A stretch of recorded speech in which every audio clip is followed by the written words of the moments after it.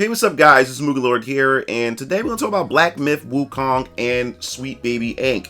Now, I know this news has been around for almost, 3 weeks, almost going on a month, but I have yet to cover it, and a lot of you guys were saying, hey MugenLord, what's going on? We want to hear your input on it. So I know I'm kind of late with this video and everything, but for me, I really wanted to sit back on this for a little bit to see how all this play out, because a lot of this had blown up over a translation, and when I see things when it comes to the culture war stuff, and when people try to translate certain things, I'm not sure if it ends up being mistranslated and certain pieces of information is not correct and everything, and I don't want to report anything that could mislead you guys or spark false outrage because of mistranslation issues and stuff. So I really wanted to sit back on this, but nothing new has came up ever since then. So I was like, okay, maybe I should cover it to give you guys my personal opinion and a lowdown on the entire situation. And of course, as always, as I said before, journalists are going to be journalists, so don't expect anything less or more from these guys, you know what I'm saying? So before we dive into this article, make sure you hit the subscribe button and notification bell for more gaming content here on this channel. So we definitely want to dive into this. As I said before, for you guys who are new to this, there's been talks that was going on that was saying that the company that made Black Myth Wukong, or the developers, was being extorted by Sweet Baby Inc. And we talked about this before when it comes to the previous video where we talked about where we had the Halo music composer talk about special interest groups, and a lot of these developers fall victim to them because they don't want to be on the wrong side of these special interest groups, and as a result they end up caving in to whatever their demands are, and then us as gamers pretty much suffer for it. And this is a perfect example of this in this case right here, because of course Sweet Baby Inc. was supposed to be extorting this game studio, and they weren't having it. So this is from the translated tweet right here that we have. So it says, Chinese media, Black Myth Wukong refused to be extorted $7 million by Sweet Baby. Now here's the English translation. Like I said, this is all translation and stuff like that. This is why I really wanted to be careful to make sure that this stuff is being translated correctly, because I didn't want to give my audience false information and stuff. But we're going to move on. The reason why the team behind Black Myth Wukong has been subjected to persistent sexist attacks and slander since their first promotional video is because they have constantly refused political correctness guidance and rejected extortionate guidance fees of millions of dollars demanded by these political correctness teams. Actually, such teams are quite common in Europe and America. They interfere with works like Assassin's Creed, Dying Light 2, Stay Human, and God of War by pushing for politically correct female protagonists. These changes are the direct result of the interference of guidance of such teams. Now, this is the thing I want to talk about too. Now, when it comes to these special interest groups and when it comes to these consulting groups and stuff, a lot of these groups do not care about whatever the cause that they're fighting for. Fighting for women, fighting for marginalized people, and everything like that. At the end of the day, this is a business. This is another market for these companies to come in and make money and make millions and millions of dollars. And what proved that it works is when Anita Sarkeesian and the whole Gamergate situation has taken place. Once that happened, it opened a brand new market. Once they started definitely seeing how these game companies began to fold at every direction that these groups started coming in. And that's when they realized that, yo, we can make money off this shit. That's why feminism, that's why any of these special interest groups would never die. You can suppress them and you can keep them at bay, but they're like a hydra. You cut the head off, they'll just keep growing and keep coming back. It's because as long as there is a market for victimhood or a market for these special interest groups for them to make money, they're going to keep coming back. This is all this about. And then $7 million, these consulting companies are making that much money. They're trying to get that much money out of these studios. I see why a lot of these companies are popping up left and right if they can make that much money, while pushing the agenda that they're trying to push. So you got to remember that it's not all. The agenda is just one part of it, but this is the money. It's the money. It's a lucrative business. They're in for it for the money. So we're going to move on. Game Science, which is the company or the studio that's behind Black Myth Wukong, just to let you guys know. It says Game Science teams refuse to communicate with these groups and reject their interference. Most importantly, they refuse to pay the exorbitant $7 million in guidance fees. This is the direct reasons why they are being attacked and slandered. Some justifications are based on the team's lack of diversity and representation, which doesn't align with the political correctness standards. And this is what's so funny about this. This is a Chinese game. This is a Chinese studio. This is what the funny part about this is. It's a Chinese game, Chinese mythology, so you expect to see nothing but Chinese representation. This is diversity. You're asking for diversity to be in diversity. This is another game studio from another totally different market that's now releasing the game here stateside. So like I said before, back in the day, we more so had only Western games and Japanese games. Now we have Korea. They trying to get into the market, to the game console market, which we covered a video where their government is really trying to push for to get into the gaming console space and stuff. So we're gonna be getting a lot of Korean games. And then now China is another one.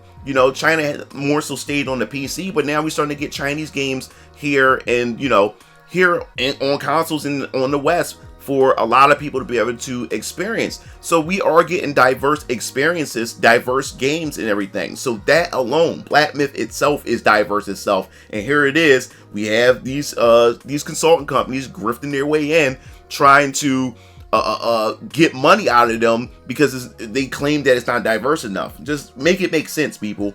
So it says, a typical example in this article by a major IGN writer criticizing Hogwarts Legacy and refusing to evaluate or promote it due to alleged lack of political correctness. Now, the reason why, you can pretty much get this. The reason why that these journalists come in, because this is something that they can see that they can profit and gain something from this, and especially if you have game journalists working behind the scenes with these consultant companies in order, to push the agendas that they're trying to push, or to get, to get their cut of the deal. And this is where you see the article, or you see the tweet right here, and you see, Hideo Kojima, pretty much, giving its condolences and kudos to the game. He's pretty much amazed by the game. And then you have somebody named Ali. Ali says, seeing you promoting and praising the game studio with such a fervent history of sexism and hatred is really disappointing to me. And where the sexism and hatred is coming from when it comes to this is because IGN, which we will go to Geeks and Gamers had pretty much did a whole breakdown of what's going on. So what we have here is that from with Grums and many other places, when you look at IGN had made an article pretty much stating that indie Souls-like Black Myth, which is not a Souls-like, which we come to find out, Wukong has seen widespread acclaim since its reveal. But the studio behind it, Game Science, has long been plagued with accusations of sexism that reflect wider issues in the Chinese games industry. So then later on, we find out that they pretty much reported on an article that's been mistranslated or possibly purposely mistranslated, and they passed it around as fact, which pretty much can tarnish the image of that company and everything. So then they got slammed with a community notes. It says the sexist quotes shown in the article are poorly translated. Accurate translations show the statements being vulgar, but definitely not sexist. IGN reporting on this fallacious, unverified claims as though they're fact, which CNs were made to combat. So yes, that's what we have here. So then we get some other details. It says from Grums, it says after that mishandled translation debacle on Black Myth Wukong hit piece, IGN needs to issue a retraction and apology along with authors who smeared them. And this, we said this before. Remember when we talked about Stellar Blade, how this wasn't the last time they were going to screw up. We talked about it before where IGN tried to slander Shift Up with Stellar Blade, talking about how the CEO have not seen a real woman before, and then come to find out that my band is married, in fact, to a female artist who's the one that does the designs for Nikkei, the goddess of victory. So yes, he knows what a real woman looks like, and he loves his women to look fine as shit. And his wife is fine as shit. You know what I'm saying? So after that mistake has happened, what did I say in my video? I said this is not going to end. They're not going to get in trouble for this, because they're going to come out and there's going to be another incident that's going to come out that they're going to make another stupid fumble again. And they did. They fumbled once again. They made another mistake, and it's an intentional mistake. They don't care. They don't care. Like, no one is getting fired for this. That's why, since they're not getting fired for this, it's because they're purposely doing this. They want them to go out here and do this. This isn't just a smear campaign, because of none of these companies, especially this company right here that made Black Myth Wukong, they're not folding down to any of their demands. So now they're going to send their cronies out there to try to slander them any way possible, and then purposely knowing that it's a mistranslation, purposely put it out there to pretty much shape the narrative. And that's what's going on right now. So it says, let's see. And then after that, it says, from Grums, it appears that IGN never paid for the mistranslated text used to slander Black Myth Wukong. While translator and co-author Crapsacular has gone protected, other journalists are still responding to his tweets where it seems he complains of not being paid. So we click right here and we go to actually Grum's tweets and stuff like that. We'll see where we have the person right here, and as you see, it's protected. You can't even see. Cowards always do this. So we have Andrea.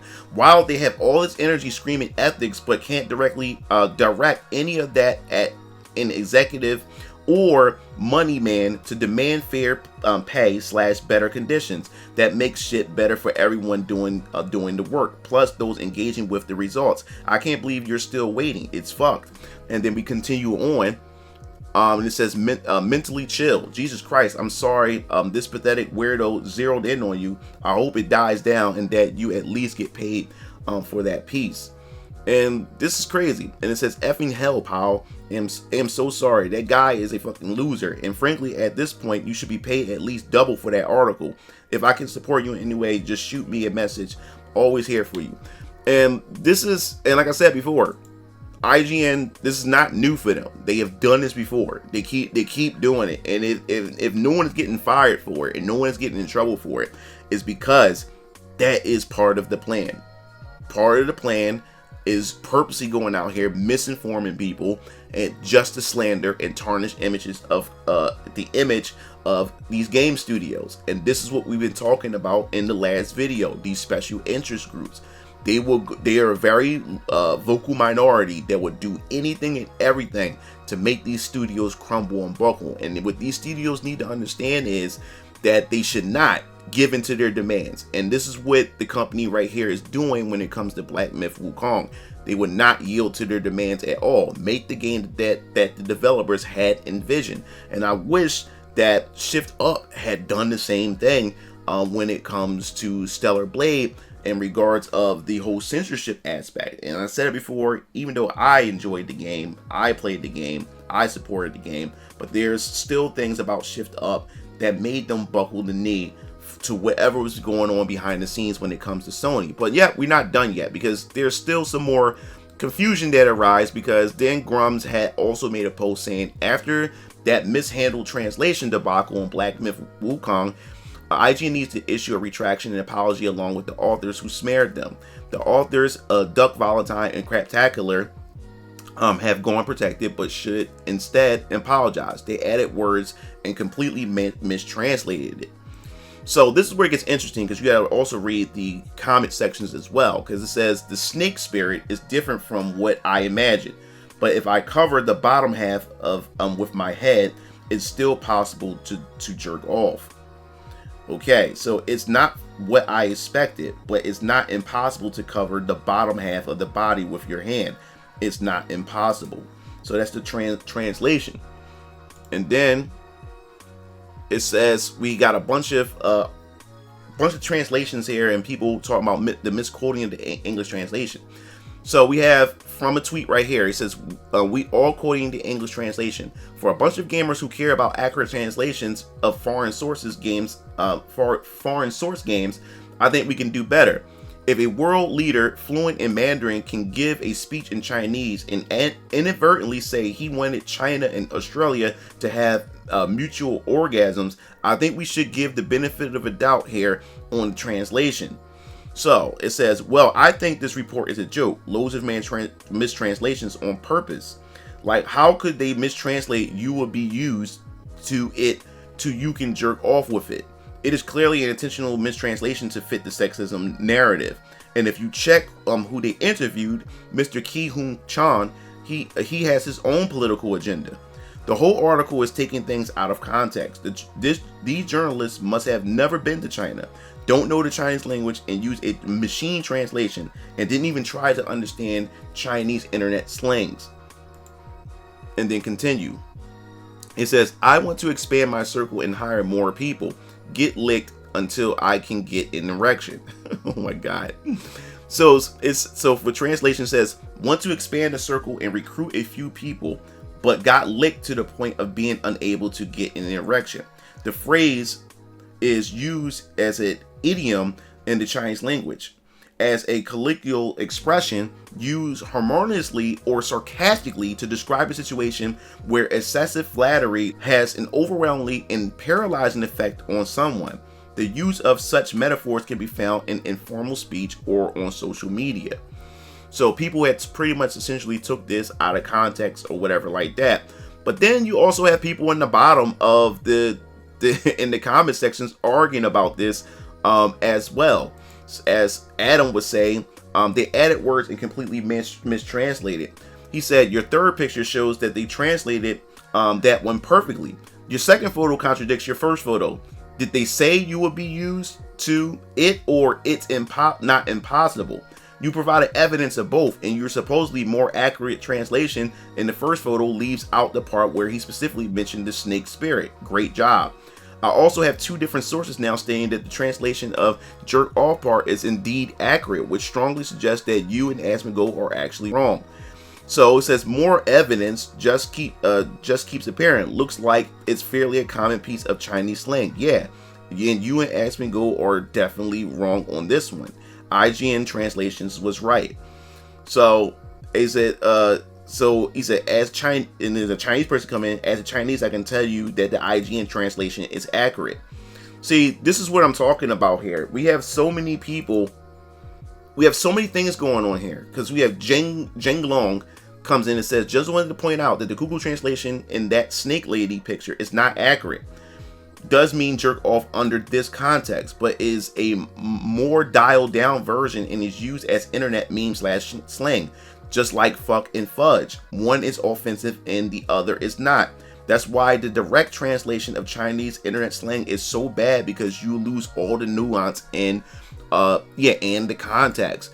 And this is why it gets dirty. It gets really dirty is because when you take something from translation, especially when it comes to the Chinese language, especially like Mandarin and stuff like that, because my artist is Chinese.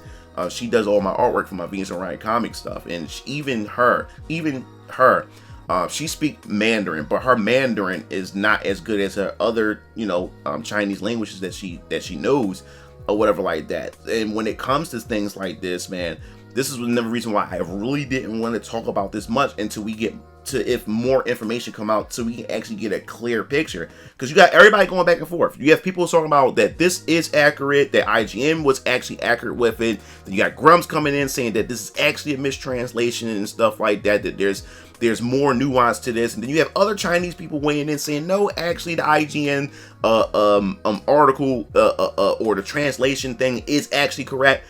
It's a clusterfuck. It's a mess. And as I said before, this is the reason why I really wanted to sit back and actually, not really weigh in and give my opinion or talk about this much, is because when you take in something that is being translated or whatever like that, it can bring so many out of context moments here or whatever like that, where we really don't have the actual true picture to everything. But for the fact is that I wouldn't put it past Sweet Baby Inc. or any of these special interest groups to sit there and try to extort. And as I said before, it's money. It's all about money.